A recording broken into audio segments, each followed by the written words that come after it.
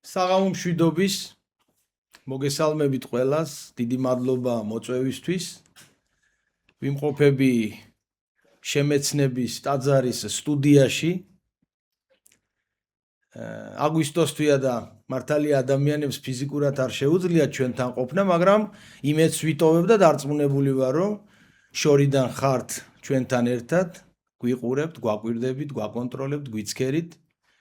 და ამისთვის დიდი მადლობა, რომ მითმობთ დროს. მეც მაქსიმალურად შევეცდები, რომ თქვენთვის საინტერესო იყოს და ჩემთვისაც მათ შორის თქვენთან ურთიერთობა და ეს გატარებული 1 საათი და მადლობა ამისთვის.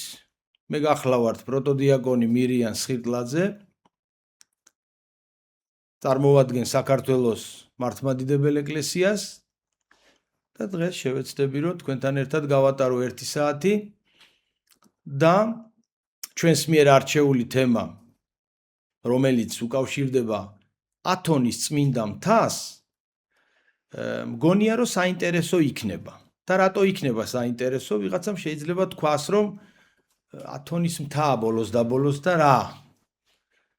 მე ასე არ ვიტყოდი. უმნიშვნელოვანესია თემა და ვიტყვი რატო.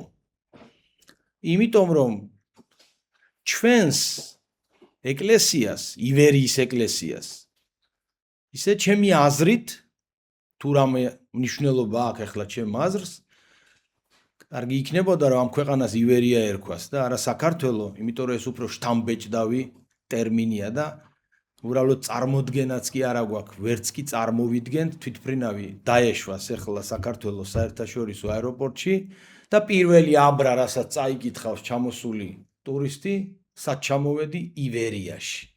და მომენტალურად მეორე დღიდანვე ივერიის მონასტერი, რომელსაც ყველაფერი გააკეთეს ბერძნებმა, მას შემდეგ, რაც 1953 წლამდე, გასული საუკუნის, ივერიელთა მონასტერში იყო 3 ქართველი, 1 მონაზონი და 2 მორჩილი კაბით შემოსილი. მე ვიცნობდი ყოველ შემთხვევაში, ბოლო 5-6 წელიწადი აღარ მქონია იმ კაცთან კავშირი, რომელიც იცნობდა იმ ქართველ მამა იონას ბერს, სახელიც კი მითხრა და თავის 2 მორჩილს. ერთს უნდა რქმეოდა მიქაელი, როგორც ვიცი, და მეორე უნდა იყოს ნიკოლოზი. თუ არ მეშლება სახელები, მაგრამ ამას არცებითი მნიშვნელობა არ აქვს. თავარია, რომ ბერი, უკანასკნელი ბერი იყო მამა იონა 1953 წელს. მე გავიცანი ის კაცი, რომელიც იცნობდა მამა იონას. ეს პატარა გადახვევა, მაგრამ ესეც საინტერესო ისტორია, იმიტომ რომ ქართველებმა ამის შესახებ ძალიან ცოტა რამ იციან და ან საერთოდ არ იციან და ეს აუცილებლად უნდა ვიცოდეთ, რაც შეეხება ივერონის მონასტერს და აი ამ სახელწოდებას, ორიოდე სიტყვით, იმიტომ რომ თქვენ ივერიელები ხართ აქაც სტუდიაში და გვისმენს უამრავი ადამიანი და ამიტომ გაუსვი ამას ხაზი და ამიტომ ვთქვი და მოვიყვანე ეს მაგალითი. ივერონის მონასტერს არაფერი აბსოლუტურად აღარ აქვს შემორჩენილი ქართული. არც ფრესკები, არც წარწერები. ერთადერთი შემორჩენილია იატაკი, ის ცნობილი ჭრელი იატაკი, რომელიც ყველამ იცით და წმინდა ნაწილებია რამოდენიმე იმ უამრავ წმინდა ნაწილებს შორის, რომელიც არის საძვალეში შენახული ივერიელთა მონასტერში. ეს პატარა გადახვევა ივერია სახელწოდებაზე, იმიტომ რომ საქართველო არის ამ სახელმწიფოს ერთი პატარა კუთხის სახელწოდება. იდეაში ეს ქვეყანა არის უფრო დიდი სახელი რო კონდეს და უფრო დიდი მასშტაბი რო კონდეს ამ ქვეყანას, საპარლამენტო დონეზე ვისურვებდი, რომ ამ ქვეყანას დაერქვას ივერია, რომელიც გაცილებით უფრო ეფექტური იქნება და გაცილებით უფრო შთამბეჭდავი იქნება, ვიდრე საქართველო, როგორც სახელწოდება. ეს ჩემი პირადი აზრია, თქვენ სრული უფლება გაქვთ გამაკრიტიკოთ, სრული უფლება გაქვთ არ დამეთანხმოთ, აქ ჩვენ არ ვჩხუბობთ, არ ვკამათობთ, კარგი გაგებით. მე ეს აზრი მაქვს, თქვენ შეიძლება საერთოდ სხვა აზრი გაქვთ და მიღებულია, რა თქმა უნდა. ეხლა რაც შეეხება ათონის წმინდა მთას. ათონის წმინდა მთა ძალიან ბევრი რამით არის თქვენთვის ცნობილი. უფრო შორს წავალ. დღეს თქვენი მონამორჩილი აგერზივა, რომელსაც უკვე 3 კი არა და 4 ტური მაქვს მოწყობილი, თქვენნაირი ქალბატონები 500 მეტრში მიჩვენებია ათონის მთა გარედან, გემით. ეს ფუფუნებაც, ეს ბოლო დროინდელი ამბავი, ეს ბოლო 20 წლის, 25 წლის ფენომენია. ადრე მსგავსი რამეც არ ხდებოდა. ერთ-ერთი მიზეზი, რატომაც არის ათონის მთა ასეთი წარმატებული, სამონაზნო, სამოღვაწეო ასკეტებისთვის ადგილი, სწორედ ამან განაპირობა, რომ იქ თქვენ ქალბატონებო, ვინც გვისმენთ, ვინც გვიყურებთ, ღმერთმა დაგვიფაროს რაიმე დაგაკნინოთ, რაიმე დაგამდაბლოთ, ან ღირსები არ ახართ, ან ჩვენი ტოლები არ ახართ. არა, ქრისტიანულ სამყაროში მადლობა ღმერთს, ქალიცა და კაციც არის თანასწორი. არავით არც მამაკაცია თავის მეუღლეზე უპირატესი და აღმატებული და არც ქალი არ არის თავის მეუღლე მამაკაცზე აღმატებული და უპირატესი. ქრისტიანობას აქვს ეს ფუფუნება. თუმცა სხვა მიმდინარეობებს, სხვა რელიგიებს ჩვენ დღეს მათ გასაკრიტიკებლად აქ არ მოვსულვართ, მათ აქვთ რომ ქალებს რაღაცა უფლებები აქვს შეზღუდული. თუმცა ქალბატონებმაც იციან თავისი ადგილი და რადგან ერთხელ უკვე ითქვა მე-10 საუკუნის მეორე ნახევარში გადაწყვიტეს, რომ ეს ადგილი ათონის წმინდა მთა, ხო არ დამავიწყდეს რომ იცოდეთ, ათონის წმინდა მთა გახლავთ ეგეოსის ზღვაში, დაახლოებით 50-60 კილომეტრზე შეჭრილი ნახევარკუნძული, რომელსაც ეძახიან 3 ენას ეძახიან და ერთ-ერთი შუა ენა არის ათონის წმინდა მთა.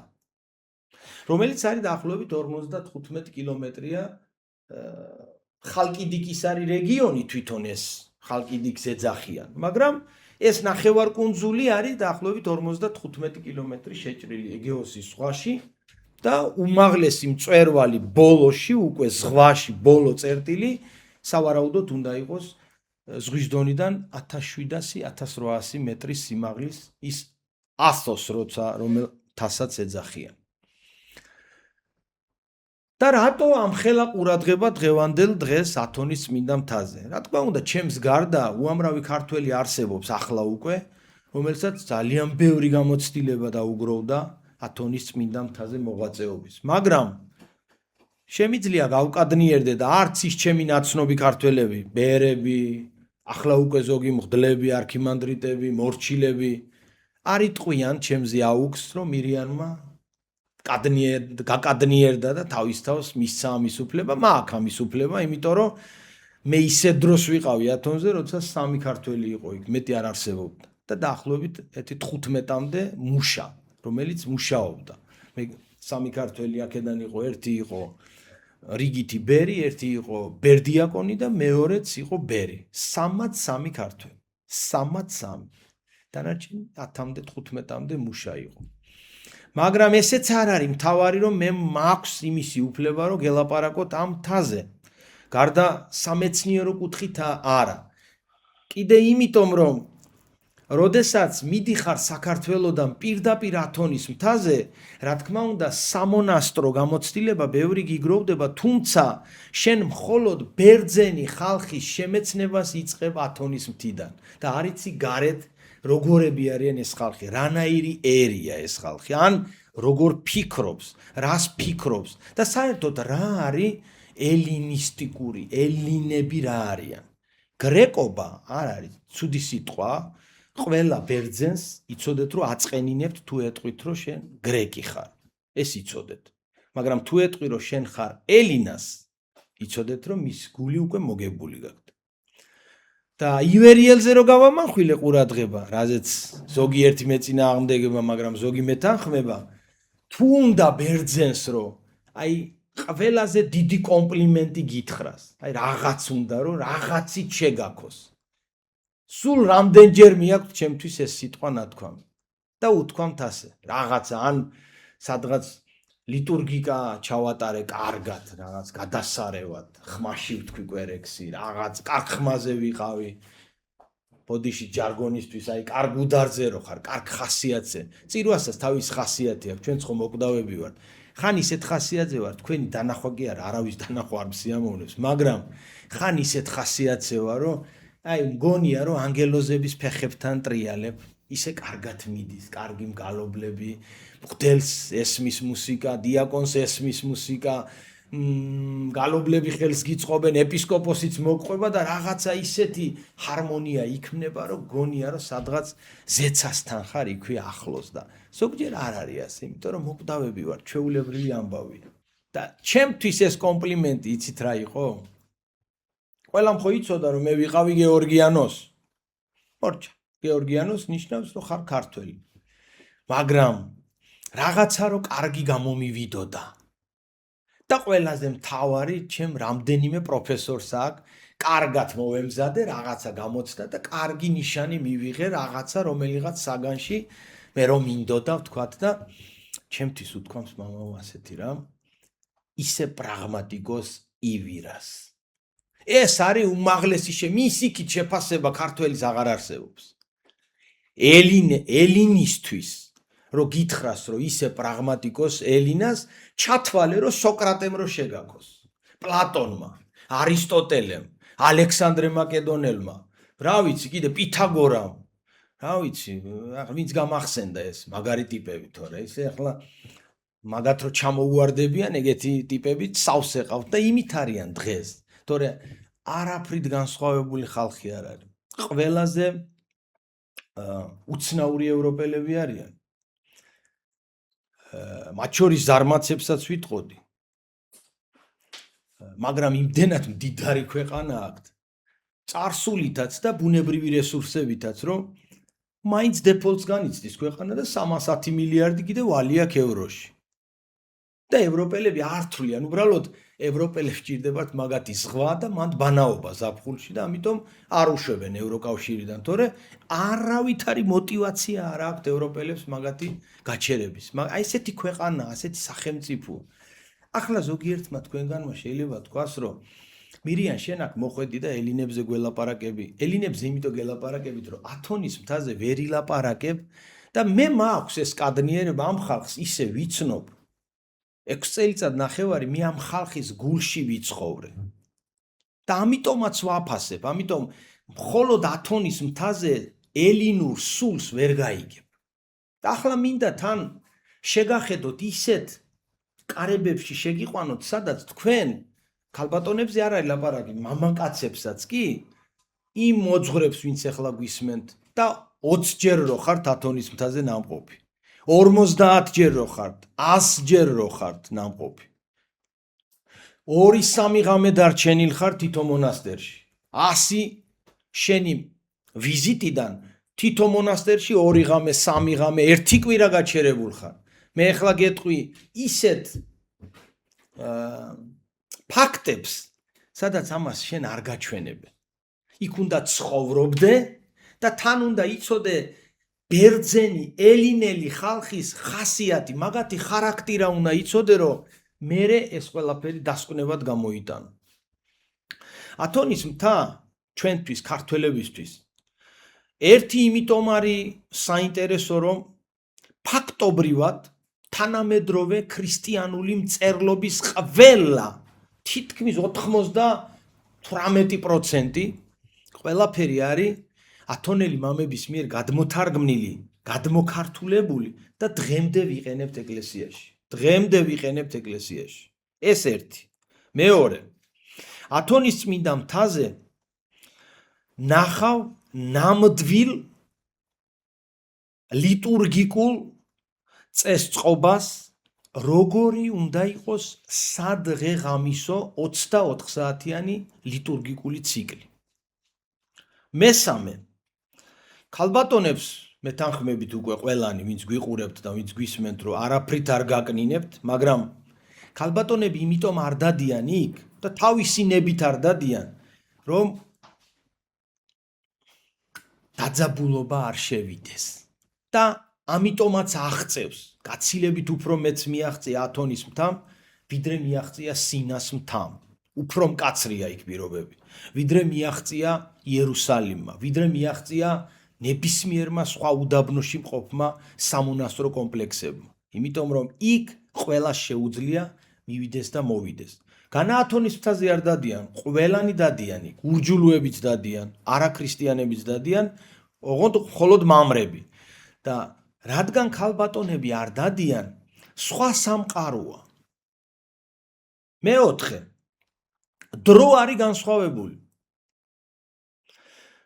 ძველი მონაზვნები დღეს, როდესაც შეეკითხები, ეხლა არის რომელი საათი, 4 საათი, 5 დაიწყო, ხო? ჩვენი დროით და საბურთალოზე, პეკინში, უგანდაში, რავი, სუდანში, პალესტინაში, სადაც არ უნდა იკითხო ეხლა დრო, ცოტა 1-2 საათით არის სხვაობა დროებში, თუ არ ჩავთვლით რაღაც ოკეანის გადაღმა. ყველანი ვლაპარაკობთ აი ამ იულიუსის დროით ვლაპარაკობთ ყველანი, ერთმანეთს პასუხობთ 4 საკლი ამდენი წუთი. აქაც ასე ვიტყვით და სადღაც ციმბირშიც და სადღაც სასომხეთში და სადღაც კიდე რა ვიცი, სადღაც სხვაგან. ნებისმიერ ევროპა იქნება თუ ამერიკის კონტინენტი უბრალოდ დროშია განსხვავებული, მაგრამ ათონის მთაზე ასე არ გპასუხობენ. ათონის მთაზე გპასუხობენ ბიზანტიური დროით. წესგანგება მსახურების ბიზანტიური დროით მიდის. ეს კი ვნახეთ 4-5 განსხვავება. კიდევ ერთი განსხვავება, რისთვისაც მიმზიდველია ათონის წმინდა მთა, ეს გახლავთ ძალიან საინტერესო ისტორია მინდა გითხრათ, რომელსაც მაქსიმალურად ცდილობენ თვითონ ბერძნებიც რომ დამალონ და ეს არ გაამჟღავნონ, მაგრამ ეს ისტორია ამას ვერავინ წინ ვერ დაუდგება. გამორიცხული ამბავია და ისტორია არასოდეს არ იმალება.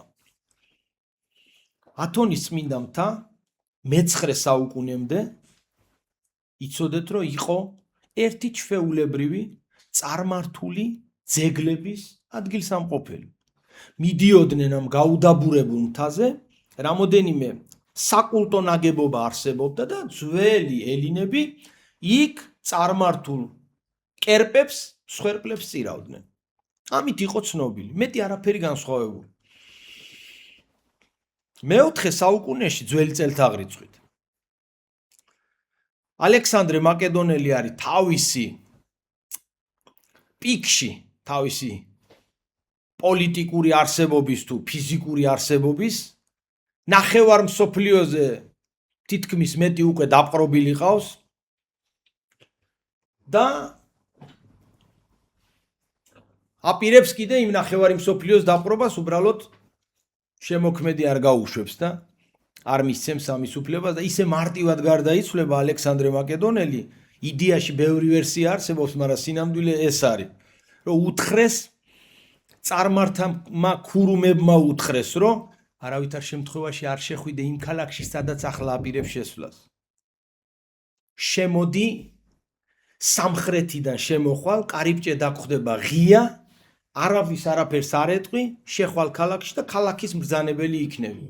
მაგრამ აღმოსავლეთიდან აპირებდა ალექსანდრე შესვლას, თანაც ღია კარი უნდა ყოფილიყო მთლიანად გაღებული და ყველას უნდა ენახა, როგორ შევიდა ალექსანდრე და როგორ დაემხო მთელი ქალაქის მოსახლეობა.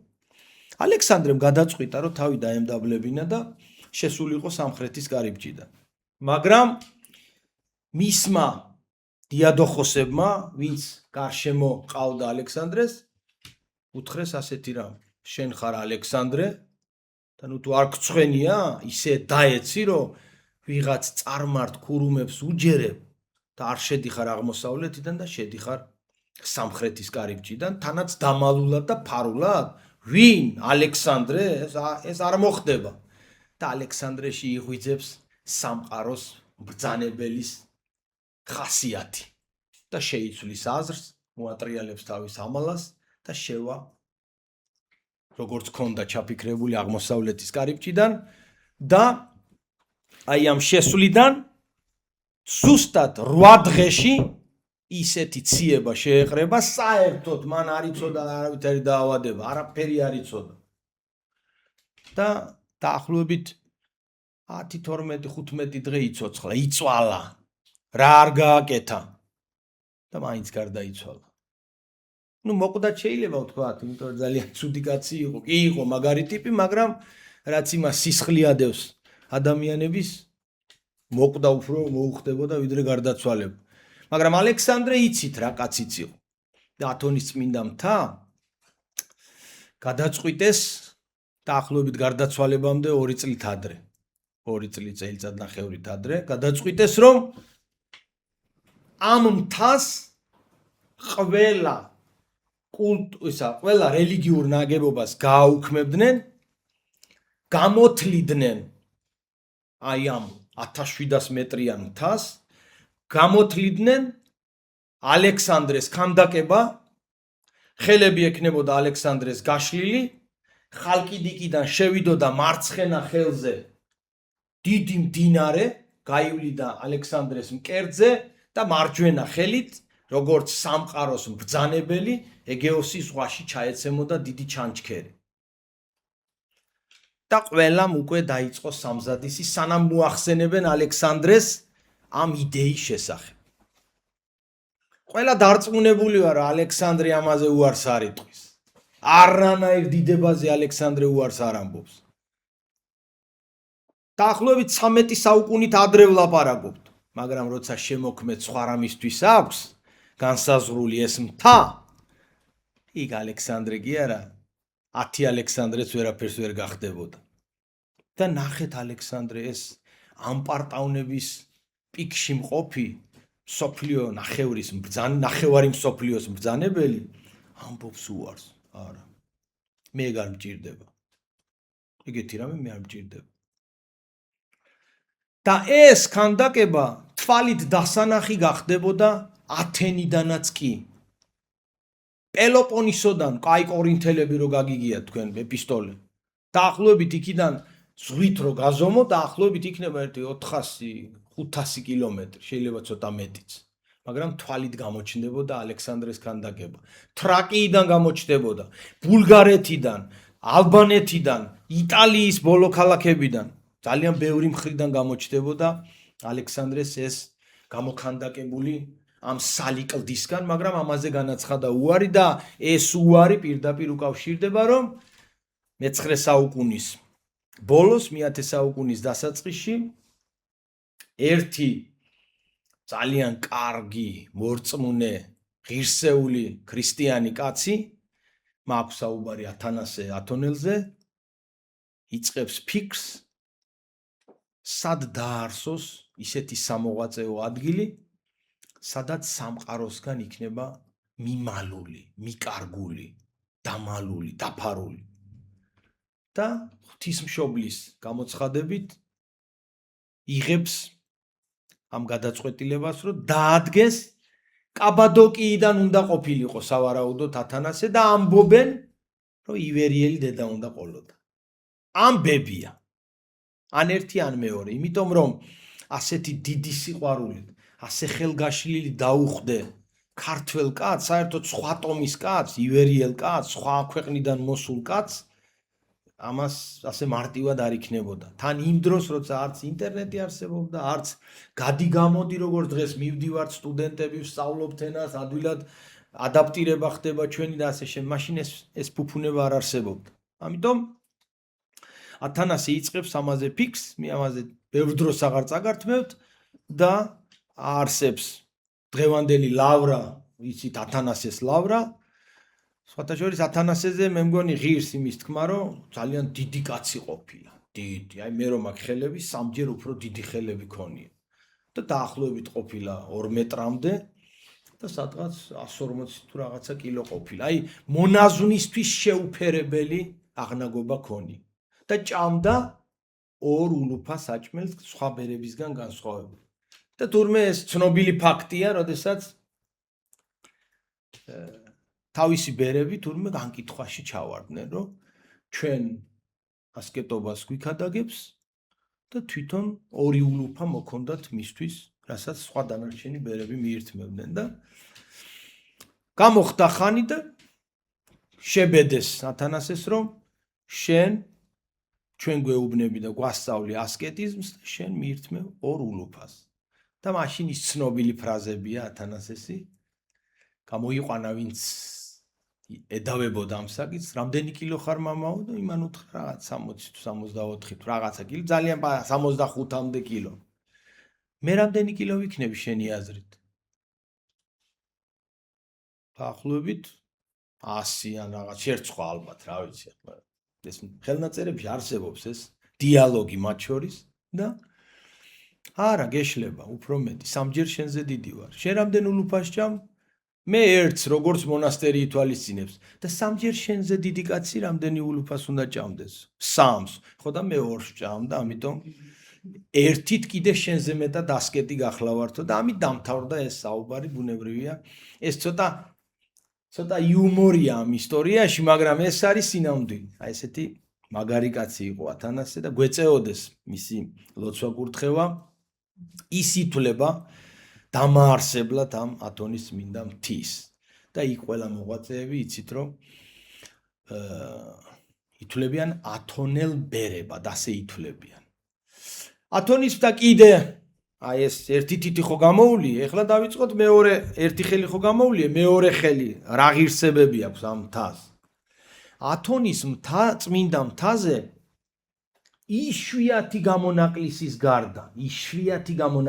გარდა არასოდეს ერთი ბერი თავისი მონასტრიდან მეორე მონასტერში არასოდეს არ წავა. შეიძლება განაწყენდეს, აწყენინონ, დაძაბულობა კონდეს, ადამიანები ვარ, ყველაფერია მოსალოდნელი, მაგრამ კულტურა არ არსებობს, ერთი მონასტერი არ მომეწონა და მეორეში წავედი. ესეთი რამე იქ არ არსებობს. იქ რო დემოკრატია, ისეთი დემოკრატია არსად არ არსებობს მე მგონი. წინამძღვარი ვერ გახდები თუ უმრავლესობას არ უნდევ ხარ. არც ჭკვიანი რო იყო, მაგარი ტიპი იყო, კარგი ოჯახის შვილი იყო, სამეფო გვარს წარმოადგენდე, რა ვიცი, ბევრი ქონება გქონდეს, რაც არ უნდა იყო, რა გამოცდილებაც არ უნდა გქონდეს, თუ ყველას არ მოუნდები, შენ მონასტრის წინამძღვარი ვერ გახდები. კიდევ სხვა მონასტერში, ერთი ბერი სხვა მონასტერში არასოდეს არ დაიმარხება, მისი საძვალე უნდა იყოს იქ. და ერთ-ერთი მიზეზი, რითაც წარმატებულია ათონის წმინდა მთა, გახლავთ რომ ყველა, ვინც გადაწყვიტა რომ იქ მივიდეს სამოღვაწეოდ, იცის რომ მისი საფლავია იქ. ის იცის რომ სხვაგან მისი საფლავი ვერ იქნება. მაშინ ათონელი ბერი არ დაერქმევა. სადაც შეიმოსები მორჩილის ჩოხით, მეორე მონასტერში შენ ბერი ვერ გახდები. ეგეთი რამე არ არსებობს. სხვა მონასტერში ვეღარ წახვალ და ბერი ვერ გახდები. განა შეგიძულებენ. არა. ყველგან სადაც არ უნდა მიხვიდე, ყველა იცით რას გეტყვის?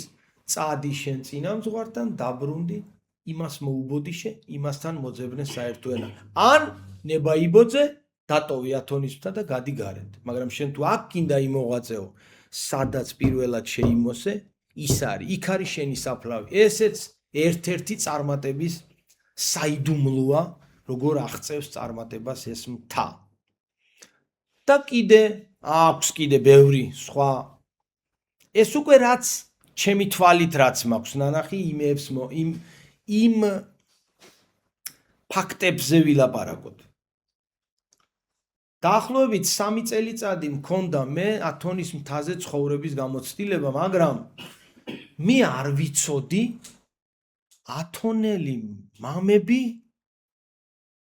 ათონელი მამების ლაზარეთი როგორი ფორმის იყო. ფერდება ადამიანი, მოხუცდა. ვხედავდი რომ მსახურებაზე 70, 50, 100-მდე, 40, რა ვიცი, 50-დან 100-ის ფარგლებში თითო მონასტერს იცით რომ 20 მონასტერია. დღეს 20-ვე მონასტერი არის კინოვიალური მონასტერი, მაგრამ იყო დრო, როდესაც არ იყო 20 მონასტერი და იყო ნაწილი კინოვიანური, ნაწილი იდიორითმული. ამ ტერმინებს გეტყვით რა არის ეს, რას ნიშნავს. და ამ მონასტრებში რო არავინ არ იყო, აი წაქცევამდე მოხუცი.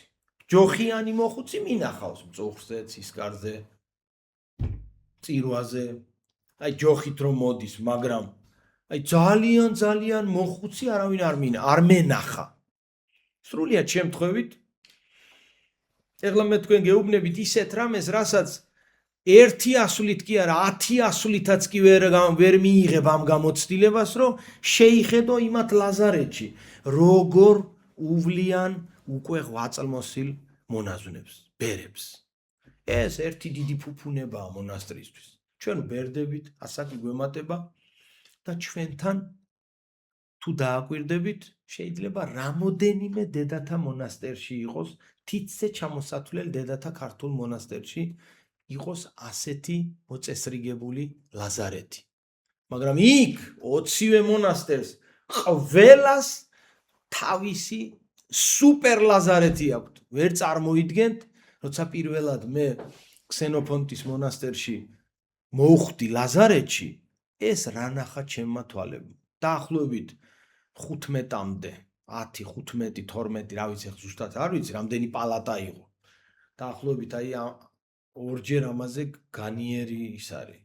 შენობა ესეთი და შუაში აქვს კალიდორი და ერთი ოთახი აქეთ, ერთი აქეთ, ერთი აქეთ.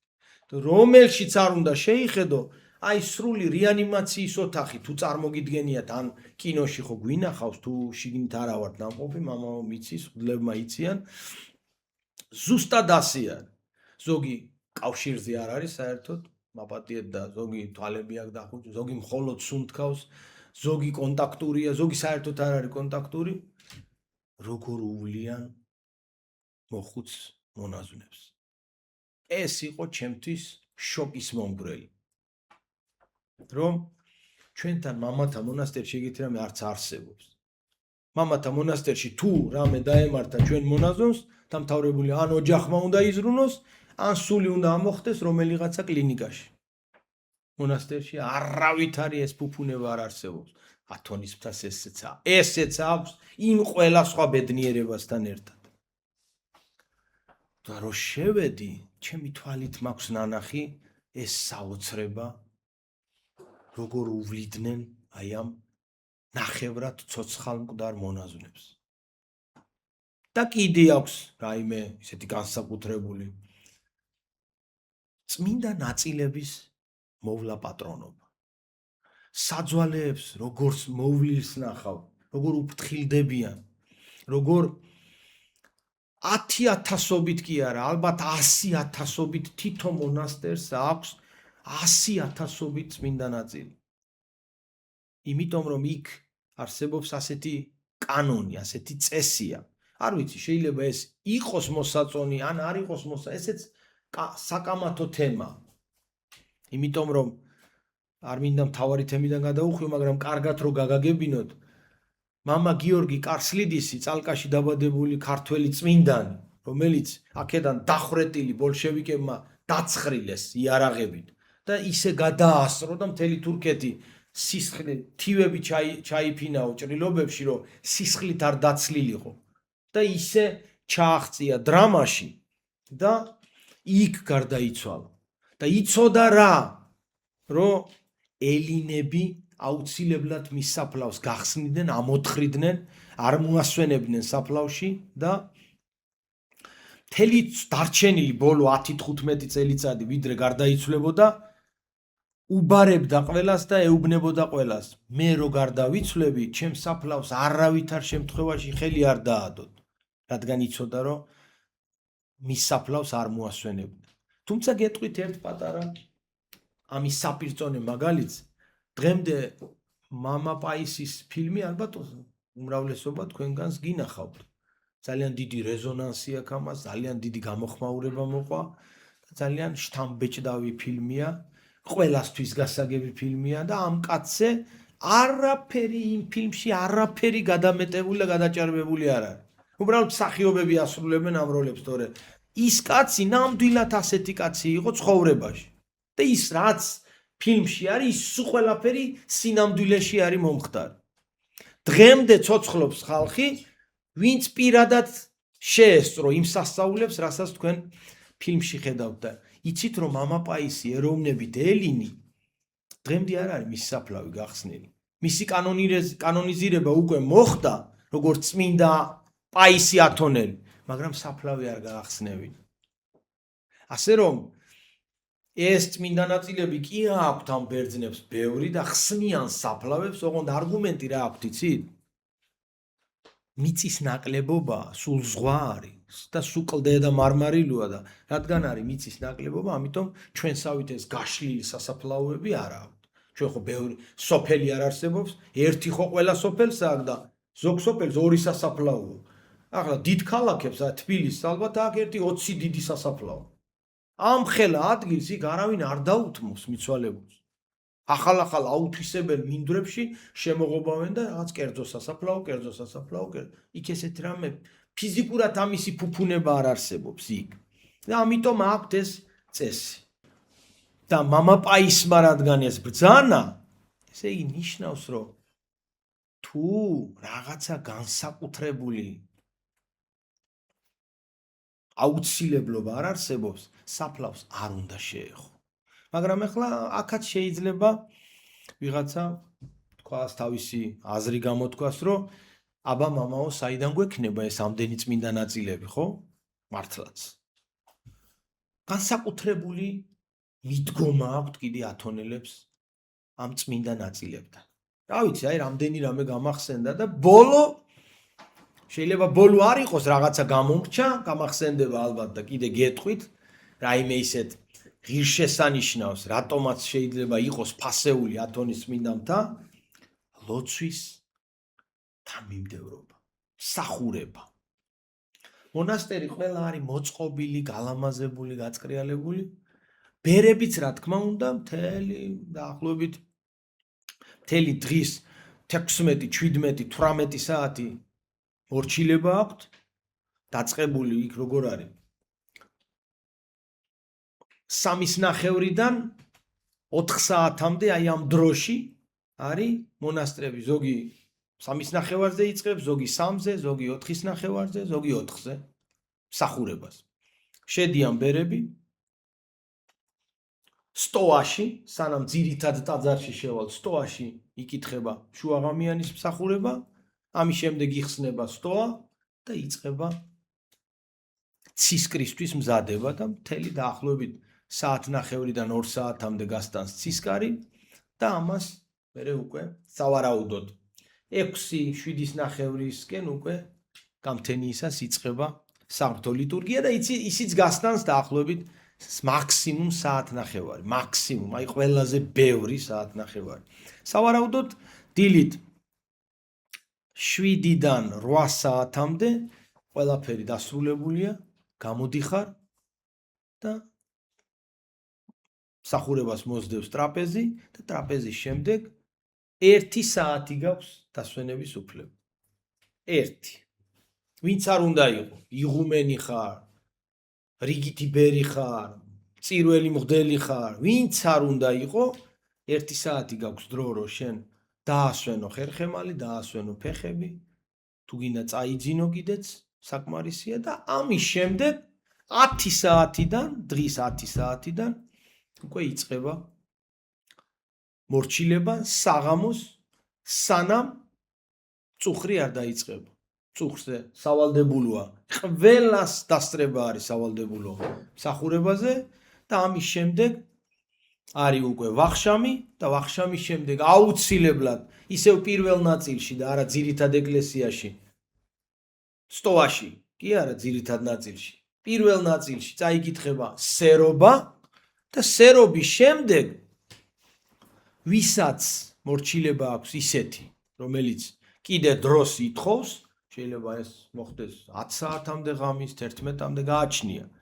ზოგი ნახშირს ამზადებს, ზოგი მეფუტკრია, ზოგი ზეთისხილს უვლის, ზოგი საკმეველს ამზადებს. იქ მონასტრები თავთავიანთი შემოსავლებით ცხოვრობენ.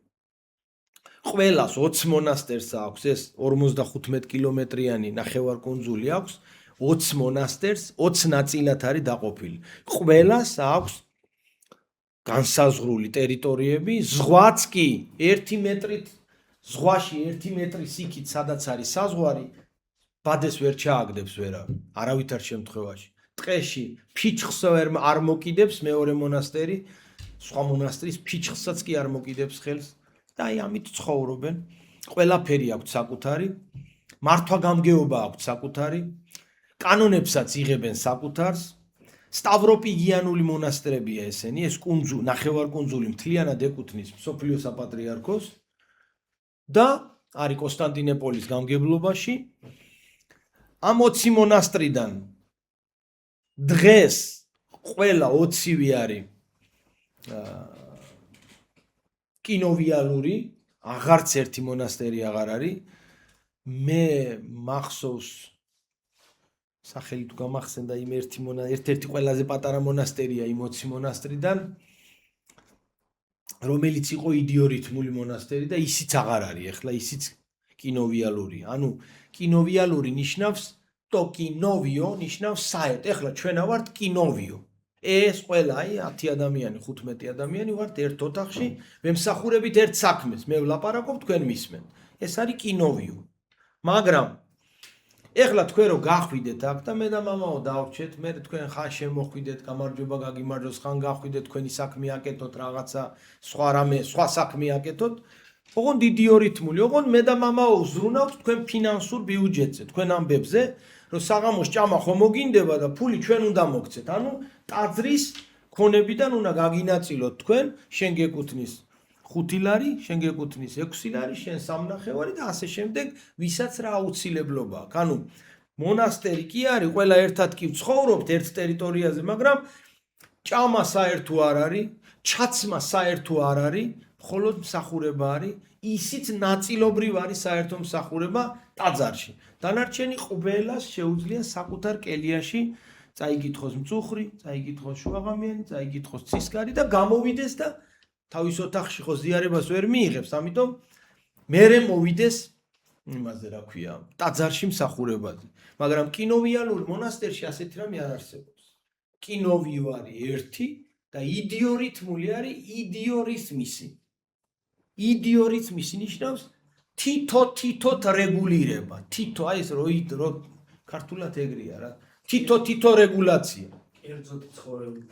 ხო რაღაც აი თითოთ რო იცხოვრებ, კერძოდ ხო, კი ბატონო, რაღაცა ეგეთი. ზოგიერთი სიტყვა იმდენად ვერ ითარგმნება, რომ რამდენიმე წინადადება უნდა თქვა, რომ ისევე როგორც მაგალითად გალაქტიონი კი არ ითარგმნება. უამრავ ენაზე კი არა, მე მგონი არც ერთ ენაზე არ ითარგმნება. ვაჟა არ ითარგმნება. მარტო ჩვენთვის არის ეს გასაგები. მარტო ჩვენ გვესმის.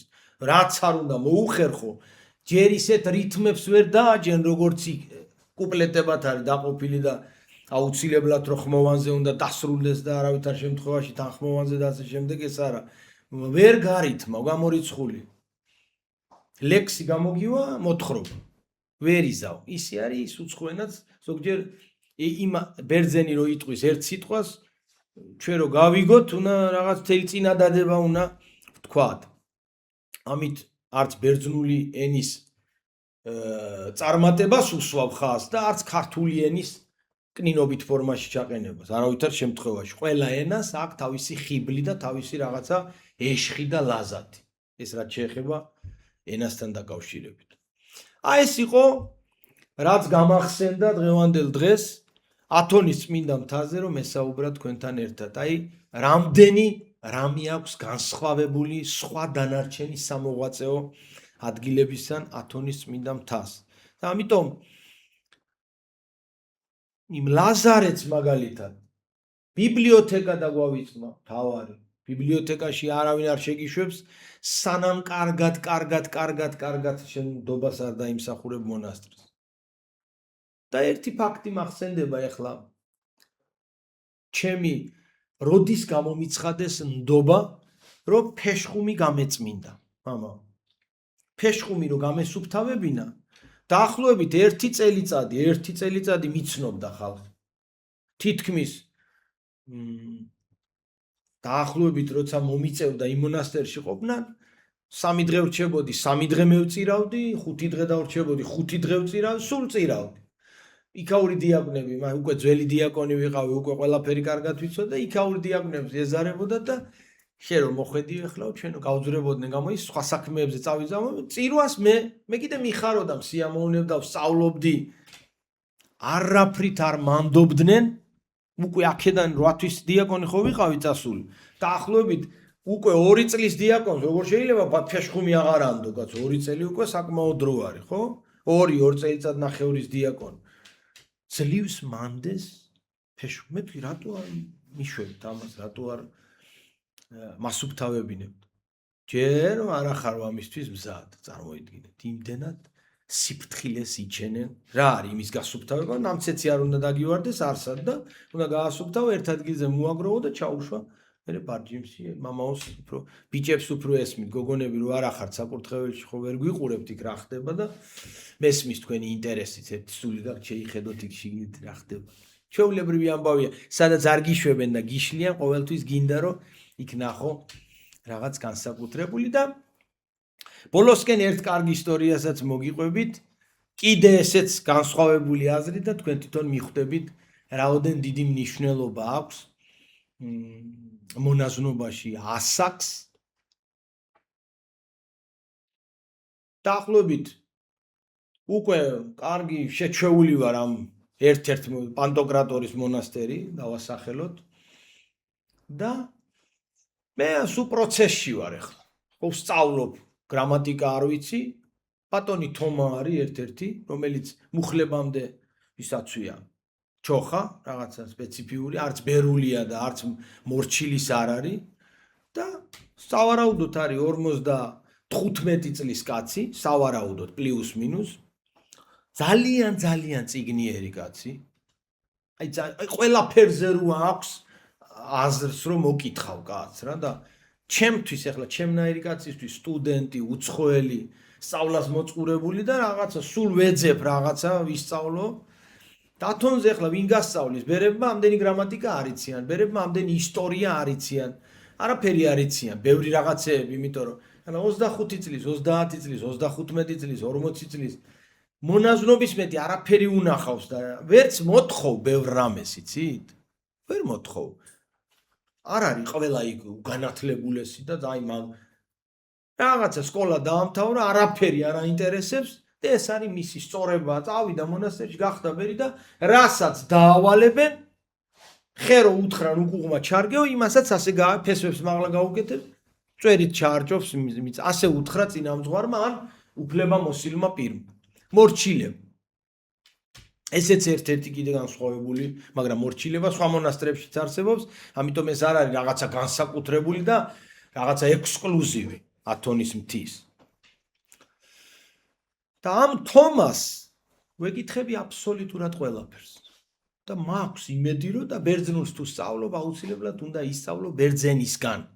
სხვანაირად უცხოელებიც კი არიან, მაგრამ უცხოელი ისიც ჩემნაირი უცხოელია და ჩვენ ყველა ბერძნულ სიტყვას, ან ყველა ნებისმიერ სხვა ენები რაც ვიცით, ჩვენ ჯერ ვახურდავებთ, ვთარგმნით საკუთარ ტვინში და მერე ვპასუხობთ.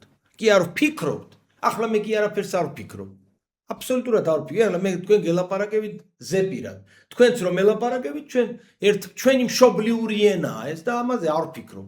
მაგრამ როგორც კი ახლა აქ ვინმე შემოვიდეს ახლა უცბად და ინგლისურად ან რაღაც ბერძნულად, რუსულად რაღაც ჩვენ უნდა დავახურდაოთ რა გითხრა იმან და მერე უკვე გადათარგმნილზე უნდა უპასუხოთ. მეც ასე ვიყავი და ის უცხოელებიც ასე იყვნენ. ამიტომ ჩავთვალე, ავიღე სწორება რომ მხოლოდ ბერძენმა უნდა მასწავლოს მე ბერძნული. ამ თომასაც ეს არ ეზარებოდა. ღმერთმა გაახაროს, ცოცხალი იქნება ალბათ, რა ვიცი, კაიხანია მე ის აღარ მინახავს. და მოკლედ, გავა რაღაცა გარკვეული დრო, წამოვალ გარეთ, მე არ დადეგები მექნება, შევალ მონასტერში. ეს თომა ისევ ამ მოკლე ამ იმით დადის ხალათით. წამოვალ ვიღაცა პატარა 22 წლის ბიჭი, 20 წლის ბიჭი, მივალ, წერიც რო არა აქვს ნორმალური, მივალ დამხვდება დიდ სქემაში, აი აქამდე კოჭებამდე სქემა აქვს. დიდ სქემოსანი ბერი მხდება რაღაცა სხვა სახელით. ვიცახი და ამას ახლა თავიდან კი არ ვაქცევდი ყურადღებას, მაგრამ მერე რაღაცა ამან ჩემზე იმოქმედა. ეს თომა თუ აქ გადაწყვეტილი აქვს ამ კაცს რომ ბერი გახდეს. თომა უკვე გავიდა წლები. 4 წელი მე ვიცნობ თუ რაღაცა და მანამდე იყო ის სანამ გავიცნობდი და მე რო დავტოვე იქაურობა ის ისევ დავტოვე იქ. და ძალიან ახლო ურთიერთობა მქონდა მამა გაბრიელთან და წირვის მე როგორ თავხედი ქართველი მივაჭერი და მამა გაბრიელ მეთქი. თქვენთან სალაპარაკო მაქვს და თუ გაქვთ დრო მეთქი.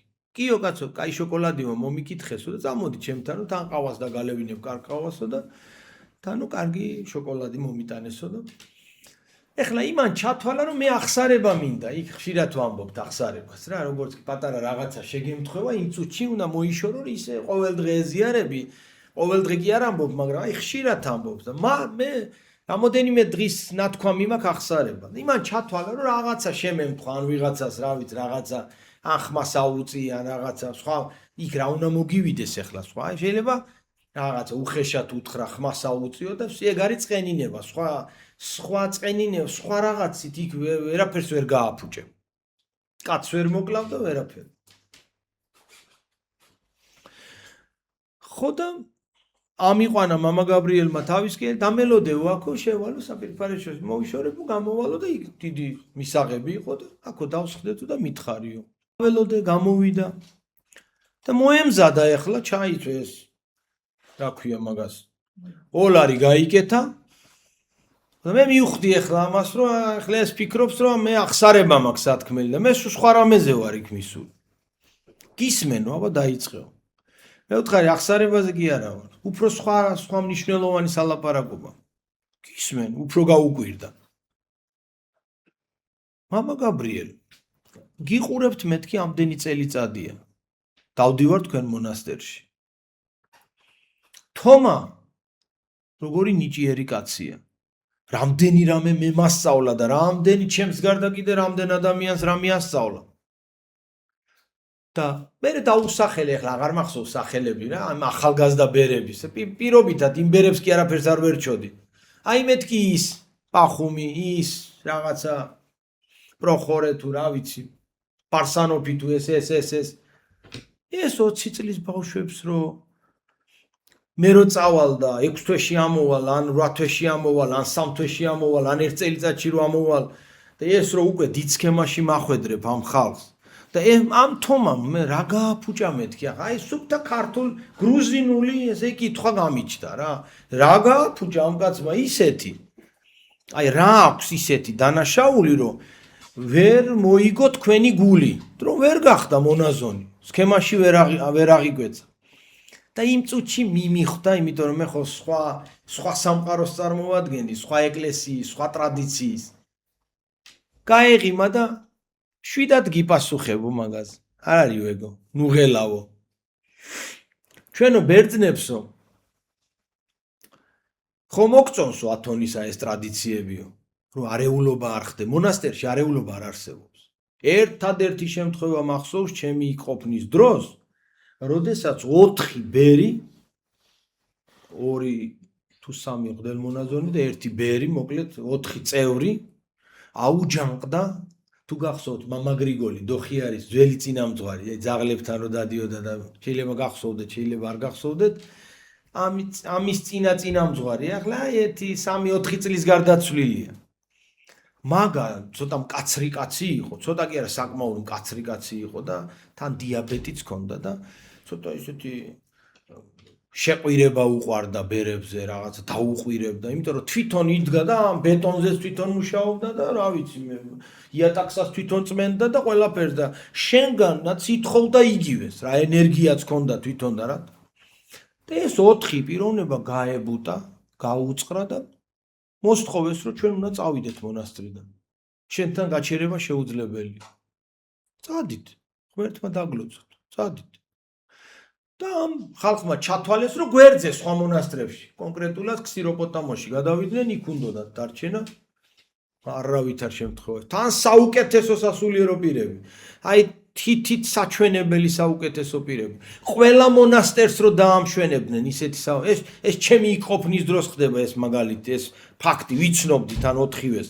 ახლოს არ ვიცნობდი მეგობრულად, მაგრამ ვიცნობდი 4-ვეს. მამა გრიგოლსაც იმიტომ ვიცნობდი რომ ჩემ ეპარქიაში ქონდა მეტოქიონი მონასტერი და კვირა არ გავიდოდა ან 2 კვირა რომ მამა გრიგორი დაგვიძახებდა, ჩემ მეუფესთან მეგობრობდა, დაგვიძახებდა წამოყავა დავლიოთ და ჩვენ დავიდებოდით მანქანაზე, მე და მეუფე წავიდოდით, ყავას დავლებდით, შოკოლად შევჭამდით, წამოვიდოდით. ვიჭორავებდით, ვიჭუკჭუკებდით, ჩვეულებრივი ამბავი, ოღონდ ის ჭორაობა იცით რა იყო?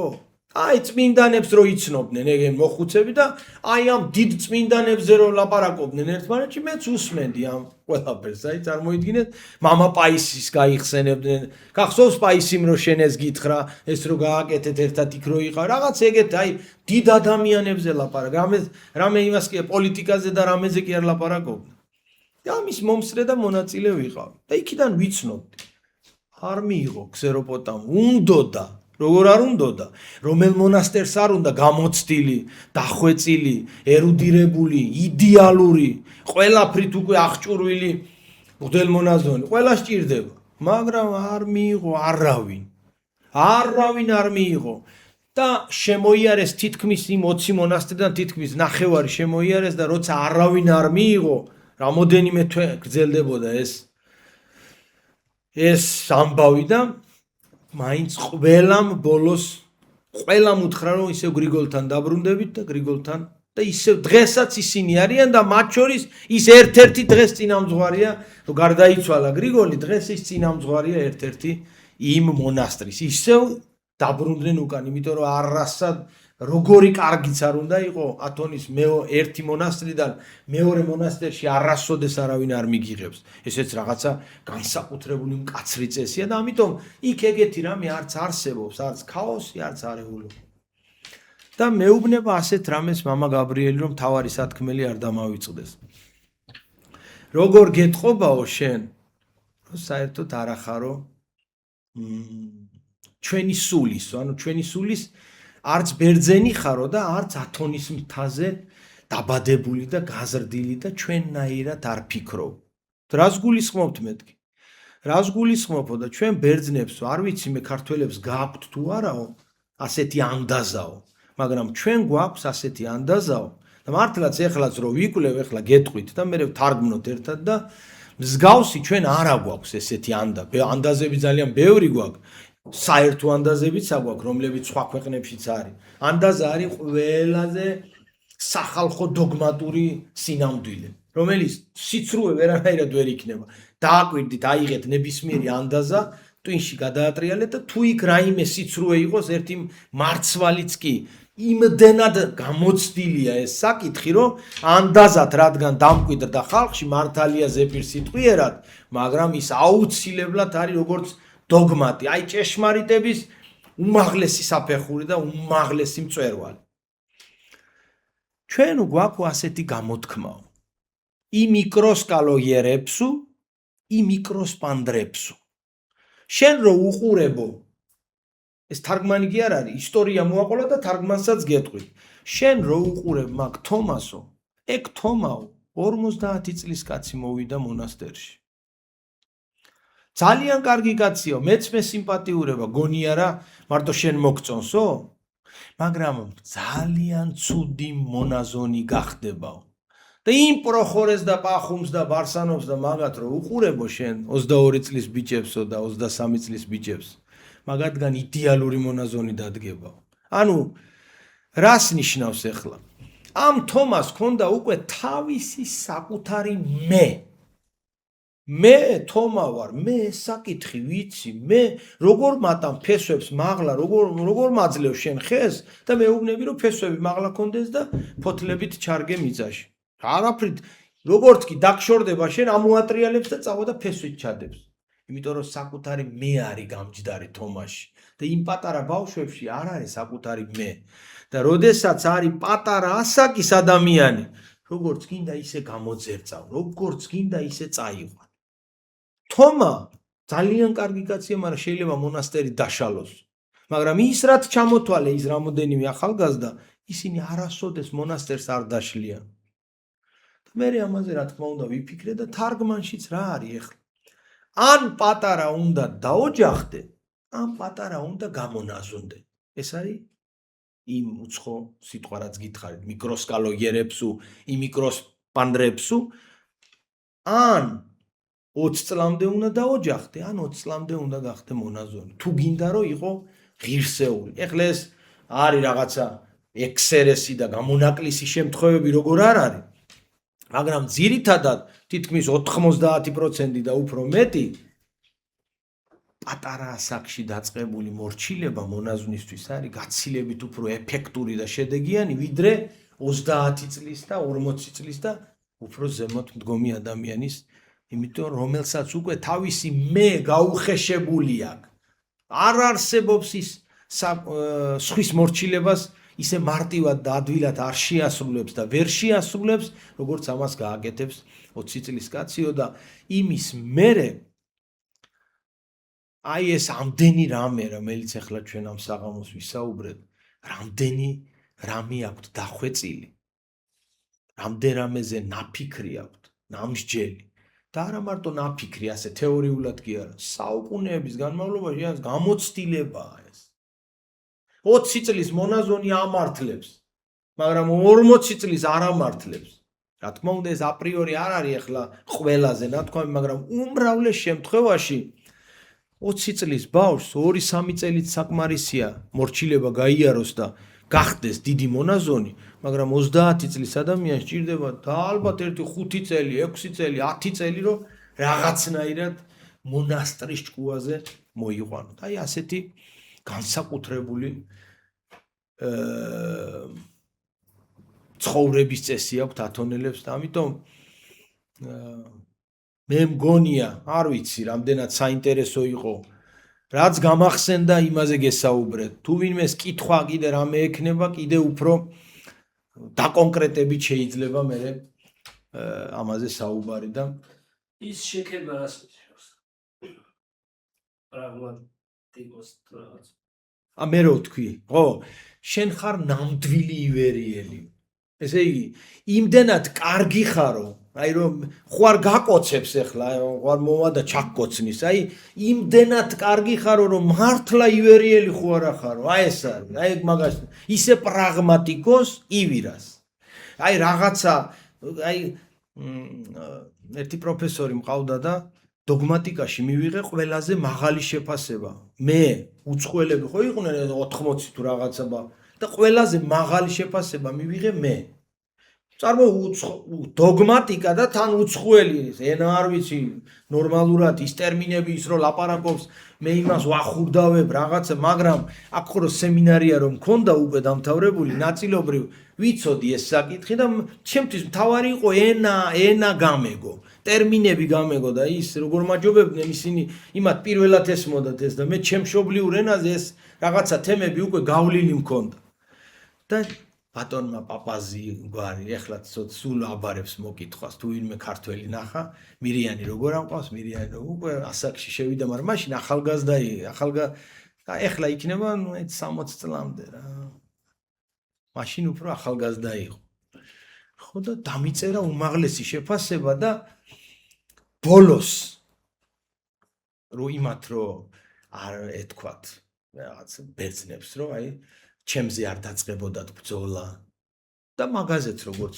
პროფესორზე თელ აუდიტორიას გამოუცხადა რომ თქვენ ხო იცით როგორ მიყვარხართ მაგრამ მირიანს როგორ არ დამეწერაო უმაღლესი შეფასებაო თქვენ კი არ გეწყინოთო მაგრამ ამბისო ენა კი არ იცის კარგათო მაგრამო შეუძლია რომ ამყվეს ლოგიკაში და ამით წარმოიდგინეთ ისე კარგად მიპასუხაო რომ აი რა ვთქვაო ეხლა აი პრაგმატიკოს ივირას არისო და ყველას გაეღიმა ისინიც დანარჩენებიც დაეთანხმნენ რომ პრაგმატიკოს ივი აი ეს არის მეტი მოფერება აღარ არსებობს დღემდე ყველაფერი წაშალეს ბერძნებმა ივერონის მონასტრის გარშემო და სახელს ვერაფერს ვერ უხერხებენ სახელს ვერაფერს აი ვერ შეეხნენ იმდენად უმძიმთ ადგილობრივ მონაზვნებს ივერონში ცხოვრება რომ რაღაცა სინდისი აწუხებთ სულ ეს ივერონი ივერიელი ეს ივერ ვერაფრით ვერ ამოშანთეს ეს სახელი და ბერძნები როდესაც შედიან ათონის წმინდა მთაზე და ვთქვათ ვერ მოახერხა ახლა პორტაიტისას ჩვენი ქართული მონასტრის ხატი სწორედ ეს ქართული ხატი კი არ არის მოდი ვთქვათ სინამდვილე ეს არის დღევანდელი იზმირი თურქეთის ტერიტორიაზე სმირნი არის ის ქალაქი ძველი ელინური ქალაქია და ელინური დასახლებით და როდესაც ხატმებრძოლეობა დაიწყო, ამ ქვრივმა ქალბატონმა, რომელსაც რა თუნდოდა ეს სამხედრო ან რა ქალბატონი იყო ასეთი, ან რა მორწმუნე იყო, რომ ეს ამოდენა ხატი, აი აქედან აი ჭერამდე ამ სიგანი არა, მაგრამ დაახლოებით აი ხო არა, ამ ხელა კი იქნება, აი ძალიან დიდი ხატია, წარმოიდგინე, 2-3 კაცი უნდა რომ ხელით ატაროს ეს ხატი. ოჯახში როგორ ქონდა ეს ხატი, ან რა უნდოდა და როდესაც დაიწყო ეს ხატმებრძოლეობა, ადგა და გამოვიდა და ხმელთაშუა ზღვაში მეც ვერაფერს ვერ მოახერხებდა. და ღვთისმშობელს უთხრა, რომ მე მეტი არაფერი შემეძლია დედაო ღვთისა და შენ თვითონ მიხედე შენ თავს.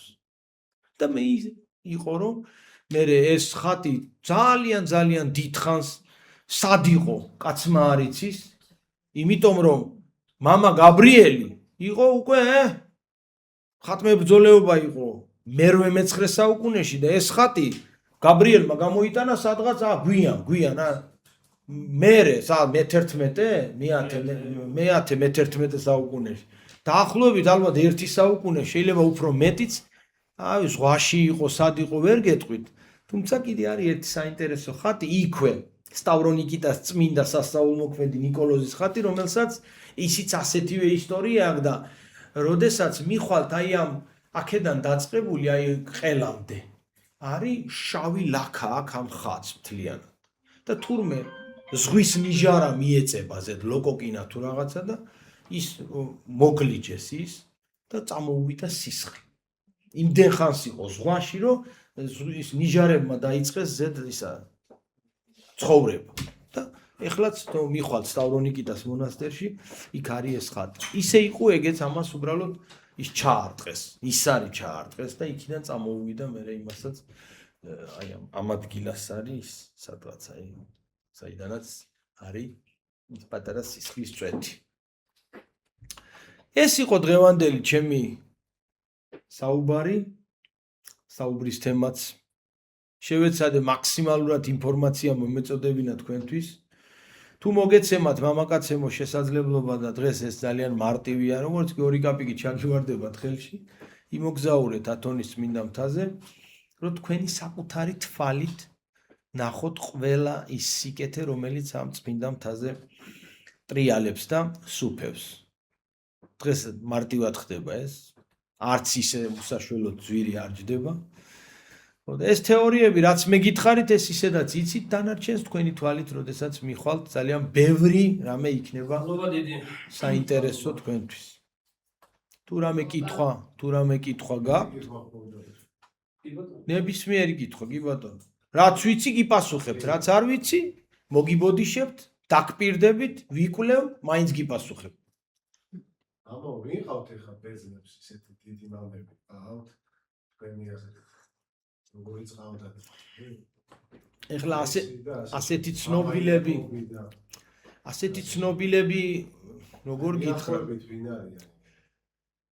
არის მამა პართენიოსი, თვითონ ათონელები ამბობენ, რომ მოსიარულე წმინდანია, ცოცხალია და ახლობით 95 წლამდეა, აგიო პაულოს წინამძღვარია, ძალიან დიდი გამოცდილების მქონე კაცია.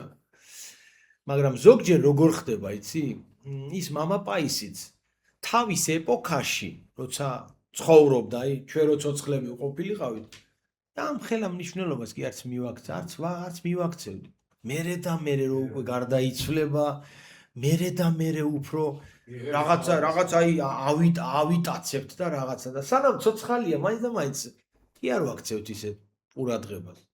ყავთ, როგორ არა ყავთ რა. თითქმის ყველა მონასტრის ძველი წინამძღვრები ათონის მთა ხო იცით როგორ გაცოცხლდა, ეგ იყო. ეხლა ეს მე თქვენ გითხარით ძველი ისტორია, მაგრამ ჩვენ არაფერი არ გვიტყვამთ, უბრალოდ დრო არ გვაქვს. კიდე ალბათ მოგვეცემა შესაძლებლობა და ეხლა თანამედროვე ათონი იცოდეთ, რომ 73 წლის შემდგომარი 1973-72 წლების შემდეგ არის იმას, რასაც თქვენ ხედავთ ათონის აი ამ გალამაზებას, გამშვენებას და რა ხდება? მეტეორას მონასტრიდან, ხო გაგიგიათ ეს მეტეორას ცნობილი სამონასტრო კომპლექსი, 6 ახალგაზრდა მღვდელმონაზონი იღებს დავალებას თავიანთი დიდი იერონდასგან, ვინც იმ დროს მართავდა მეტეორას სამონასტრო კომპლექსებს, იღებს დავალებას, რომ ათონის მთა არის სრულიად გაპარტახებული. ყველაზე ახალგაზრდა ბერი არის 80 წლის. არაფერ ჩამონთხეული, ჩამოხლეწილი, დანგრეული, ყველა მონასტერში წყალი ჩადის. საშინელება. უკვე დანგრევის პირას არის. არაფერი საინტერესო იქ არ ხდება. და ერთ-ერთი იმ 6-დან იყო, რომელსაც იცნობ თქვენ, არიზონელი ეფრემ. არიზონელი. ახლანდელი არის ეკპართენი, დარჩენილი ცოცხალი, არის ალექსი ქსენოფონტო, არის ქსეროპოტამოს იოსები, ყოფილი ფილოსეოს ეფრემი, რომელიც ახლა ხანს გარდაიცვალა, ერთი წელიც ჯერ წლისთავი არ იქნება გასული და ვინ არიან ძველები? გრიგოლი უკვე გითხარით და ისიც გარდაცვლილია. ხო, დანარჩენი არა. აი ეს იმ 6 კაციდან არის 3 ცოცხალი. ქსენოფონტო, ქსეროპოტამო და აგიო პავლო. საინტერესოა. მადლობა ღმერთს.